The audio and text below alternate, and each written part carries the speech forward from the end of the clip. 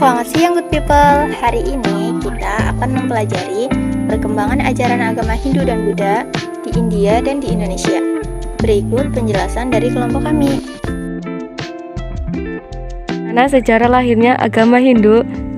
Asal-usul agama Hindu dimulai dari masuknya bangsa Arya ke India sejak tahun 1500 SM. Dari masuknya agama Arya ke Indonesia membawa perubahan besar dalam tata kehidupan masyarakat di India. Perubahan terjadi karena bangsa Arya mengadakan integrasi kebudayaan dengan bangsa Dravida, sehingga dari situlah lahirlah agama Hindu. Selain itu, bangsa Arya juga menulis kitab-kitab Weda seperti keyakinan dan kepercayaan dari agama Hindu. Misalnya kitab suci seperti Rig Weda, Sama Weda, Yajurveda, dan Atharva Weda. Asal-usul agama Hindu didasarkan juga pada cara kehidupan masyarakat Hindu yang berkeyakinan terhadap kepercayaan pada dewa-dewa yang mengatur cara kehidupan pada mereka masing-masing. Dari cara kehidupan masyarakat tersebut dapat dibedakan menjadi 4 kasta, diantaranya 1. Kasta Brahmana, yakni kasta keagamaan yang terdiri dari para pendeta. 2. Kasta Ksatria, yakni kasta pemerintahan yang terdiri dari para raja juga keluarganya, para bangsawan dan para prajurit. 3. Kasta Waisya, yakni kasta pertanian dan perdagangan yang terdiri dari para pengusaha, para pedagang dan juga para petani. 4. Kasta Sudra, yakni kasta kaum pekerja keras yang terdiri dari para pelayan, pekerja keras, juga rakyat jelata. Kasta-kasta tersebut memiliki makna sebagai pembeda dari struktur maupun golongan kehidupan di mana kepercayaan agama Hindu itu bersifat politisme, memuja banyak dewa, yang dimana dari pemujaan terhadap dewa tersebut dibuatkan patung-patung yang sesuai dengan peranan dewa-dewa tersebut dalam kehidupan manusia. Dari tujuan dibuatnya patung-patung tersebut sebagai simbol dari dewa-dewa yang disembahnya, misalnya seperti Dewa Brahmana sebagai dewa pencipta, Dewa Wisnu sebagai dewa pelindung, dan Dewa Siwa sebagai dewa pelebur atau pembinasa. Ketiga dewa tersebut diberi nama Trimurti yang artinya penguasa.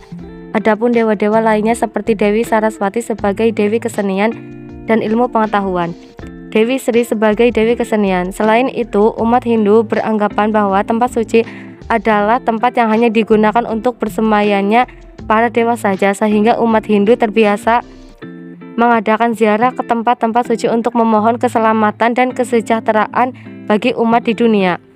Umat Hindu mempunyai suatu kepercayaan dalam hal bersuci, di mana mereka beranggapan bahwa air sungai Gangga dapat mensucikan segala dosa walaupun betapapun besarnya. Begitu pula tulang dan abu orang mati yang sudah dibakar dibuang keadaan air sungai Gangga tersebut, di mana mereka berkeyakinan bahwa dari situ orang yang meninggal langsung akan masuk ke dalam surga.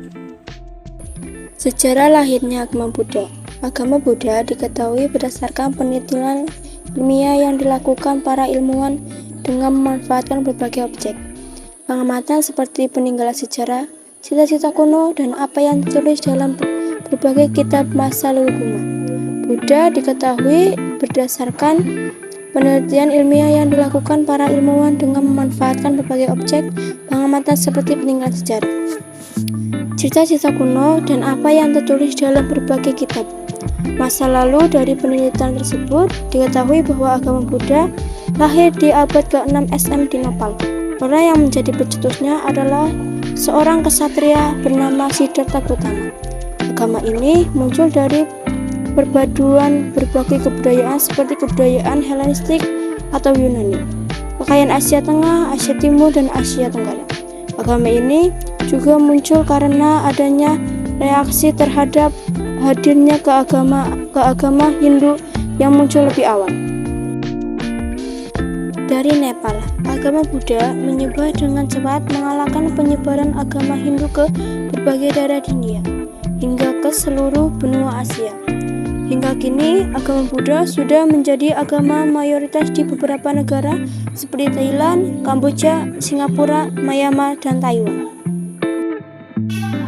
Perkembangan ajaran agama Hindu di India. Agama Hindu merupakan ajaran yang bersifat universal dan memberikan kebebasan pada pemeluknya seiring berjalannya waktu. Ajaran Hindu mengalami perkembangan yang cukup pesat di India. Perkembangan Hindu itu terbagi menjadi 4 fase, yaitu 1. Zaman Weda. Diturunkan ajaran Weda atau Wahyu oleh Ida Sang Hyang Widi kepada Mahasri dalam jangka waktu yang panjang.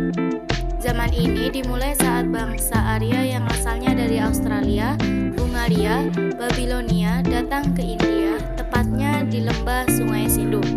2. Zaman Brahmana. Ditandai dengan munculnya kitab suci Brahmana dalam bentuk prosa. Pada zaman ini, kehidupan beragama ditekankan pada pelaksanaan kurban suci atau yatnya. Selain itu, di zaman inilah muncul istilah kasta atau pembagian golongan berdasarkan status sosial, yaitu golongan Brahmana, Ksatria. 3. Zaman Upanishad. Upanishad adalah zaman di mana perkembangannya berdasarkan dari kitab Upanishad yang mengajarkan bagaimana mengatasi kegelapan jiwa dan mencapai kebahagiaan. Pada zaman ini pula, ajaran terkait filsafat dalam Hindu diajarkan. 4. Zaman Buddha. Fase terakhir dari perkembangan agama Hindu adalah zaman Buddha yang terjadi pada 500 hingga 300 SM. Zaman ini terjadi ketika Siddhartha, seorang anak dari Raja Sudona dari Nepal, menafsirkan Weda dari sudut pandang logika. Ia mengembangkan sistem yoga dan samadhi sebagai jalan untuk mendekatkan diri dengan Tuhan.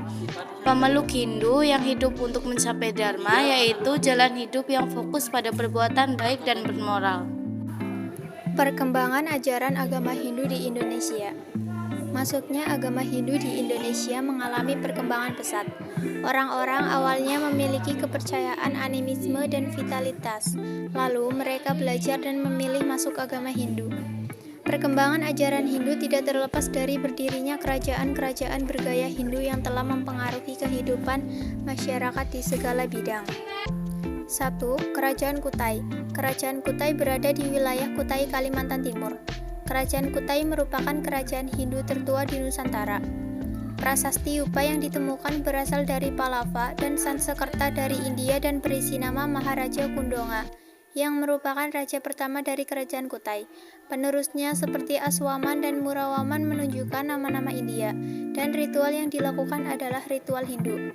2. Kerajaan Tarumanegara merupakan kerajaan Hindu tertua yang ada di Pulau Jawa.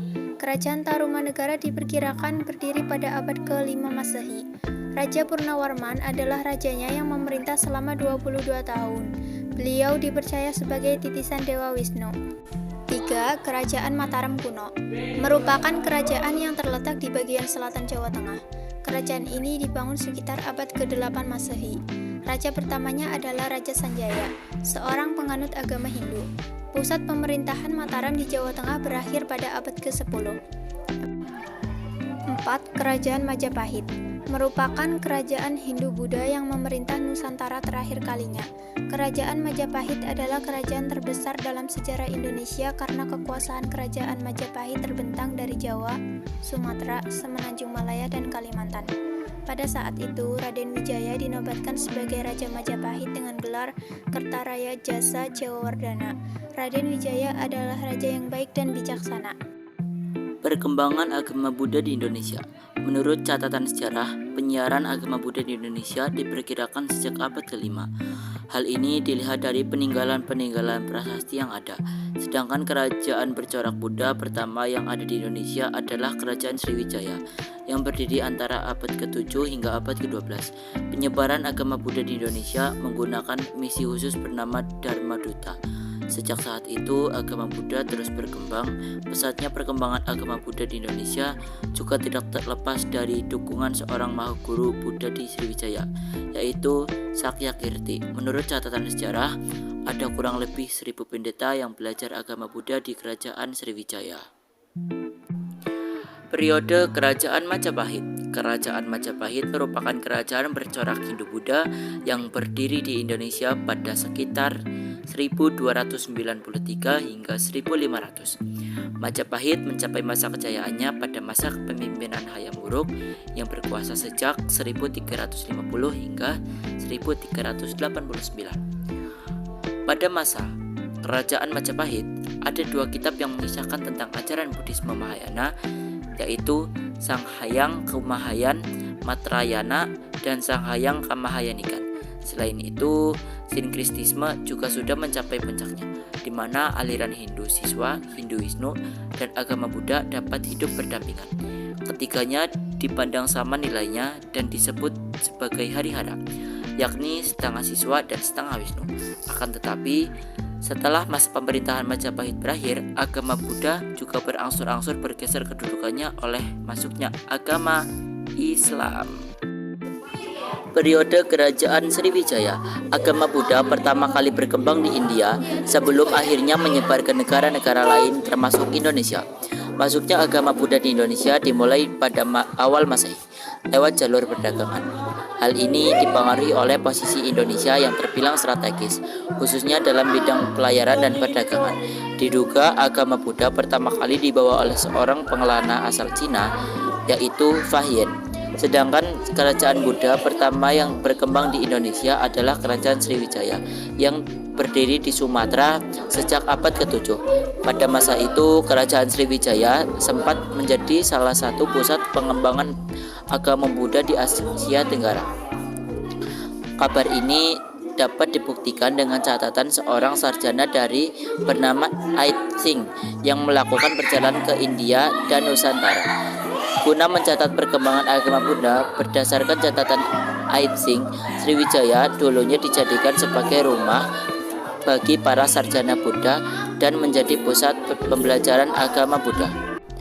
Alhasil, selama kerajaan Sriwijaya berdiri, agama Buddha pun ikut berkembang dengan sangat pesat di Nusantara. Selain itu, masih dari catatan yang sama, diketahui ada dua aliran agama Buddha di kerajaan Sriwijaya, yaitu Theravada dan Mahayana. Pesatnya perkembangan agama Buddha di Indonesia juga tidak lepas dari dukungan seorang mahaguru Buddha di Sriwijaya, yaitu Sakyakirti. Menurut catatan sejarah, ada kurang lebih 1000 pendeta yang belajar agama Buddha di kerajaan Sriwijaya. Perkembangan ajaran agama Buddha di India. Sekitar abad ke-6, agama Hindu di India mengalami penurunan. Di saat itulah kemudian muncul agama Buddha yang disiarkan oleh Siddhartha Gautama. Agama ini memiliki satu kitab suci yang dinamakan sebagai Kitab Tripitaka, yang berarti 3 keranjang atau 3 himpunan nikmat. Dalam Tripitaka terdapat 3 isi pokok ajaran, yakni A. Sutta Pitaka, berisi himpunan ajaran dan khotbah Buddha. Bagian terbesarnya adalah percakapan antara Buddha dan beberapa orang muridnya, yang di dalamnya pula terdapat pembahasan terkait meditasi dan peribadatan. B. Vinaya Pitaka, berisi tata hidup setiap anggota biara atau sangha. C. Abdiharmipataka, ditunjukkan bagi lapisan terpelajar dalam agama Buddha sebab merupakan pelajaran lanjutan. Dalam ajaran Buddha terdapat 4 kota suci, yakni A. Taman Lumbini di Kapilawastu merupakan tempat lahirnya Siddhartha. B.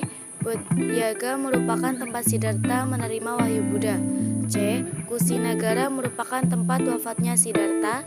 D. Benares merupakan tempat Siddhartha berkhotbah pertama kali. Siddhartha Gautama pernah melakukan penyebaran agama di Taman Menjangan, Benares, yang berisi antara lain A.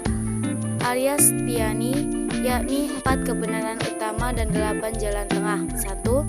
Hidup adalah derita atau duka atau samsara. 2. Samsara disebabkan oleh hasrat, keinginan atau tanha. 3. Keinginan tresna harus dihilangkan. 4. Cara menghilangkan tresna yaitu dengan 8 jalan tengah. Pratyasamut pada artinya rantai sebab akibat yang terdiri atas 12 rantai dan masing-masing merupakan sebab dari hal berikutnya. Agama Buddha berkembang pesat di India pada masa Wangsa Maurya di bawah Raja Asoka. Kemudian untuk menghormati Sang Buddha, Raja Asoka membuat monumen sebagai berikut. A. Bunga saroja sebagai perlambang kelahiran Siddhartha. B. Pohon bodhi atau pipala sebagai perlambang penerangan agung. C. Jantera sebagai perlambang memulai pengajaran. D. Stupa sebagai perlambang kematian.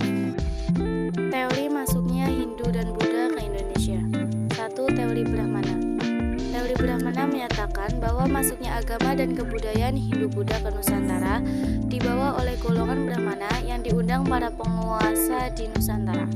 Teori Brahmana ini dikemukakan atau diprakarsai oleh orientalis J.V. van Leur. Teori ini menegaskan kembali bahwa penyebaran agama Hindu ke Indonesia dibawa oleh golongan Brahmana. Hal ini didukung oleh beberapa prasasti di Indonesia menggunakan bahasa Sanskerta. 2. Teori Kesatria. Teori Kesatria menyatakan bahwa masuknya agama dan kebudayaan Hindu-Buddha ke Indonesia dibawa orang-orang India dari kasta Kesatria. Teori yang dikemukakan Profesor Jenderal Moens ini berargumen bahwa sekitar abad 4-6 Masehi kerap terjadi peperangan sehingga kasta kesatria yang terdiri dari kaum kekalahan sebagian kasta kesatria dalam peperangan. Menurut teori kesatria, mendorong orang kesatria melarikan diri dan mencari daerah baru hingga ke Nusantara. 3. Teori Waisya. Teori Waisya menyatakan bahwa golongan Waisya yang punya peran besar dalam menyebarkan agama dan kebudayaan Hindu-Buddha. Orientalis Profesor Jenderal Krom mengusung teori Waisya berpendapat golongan yang terdiri dari pedagang, petani, dan pemilik tanah tersebut sudah mengenal agama Hindu-Buddha. Kedatangan golongan Waisya ke Indonesia, kata Krom, juga memperkenalkan agama dan kebudayaan Hindu-Buddha pada rakyat Indonesia di samping berdagang. Golongan ini diyakini menetap sementara waktu dan tidak jarang juga menetap permanen di Nusantara, lalu menikah dengan penduduk setempat. 4. Teori arus balik. Teori arus balik dikemukakan oleh peneliti IFD K. Bos. Teori ini menyatakan bahwa golongan Brahmana semula menyebar ke penjuru dunia melalui jalur yang digunakan pedagang. Di beberapa tempat, golongan Brahmana berupaya menjalin hubungan dengan warga lokal dan memperkenalkan ajaran agamanya.